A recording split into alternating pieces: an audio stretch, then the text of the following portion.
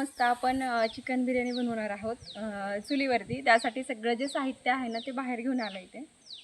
तर चला बनवूया.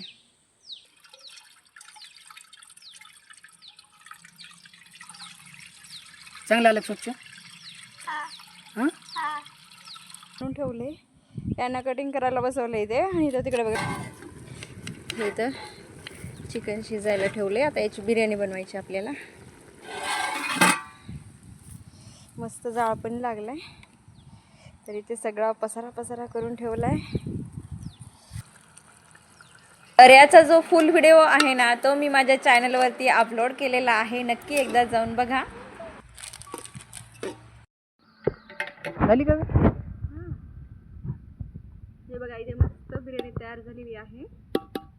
तर चला आता खाऊन घेऊया. व्हिडिओ आवडला असेल तर लाईक, शेअर आणि सबस्क्राईब करा. बाय.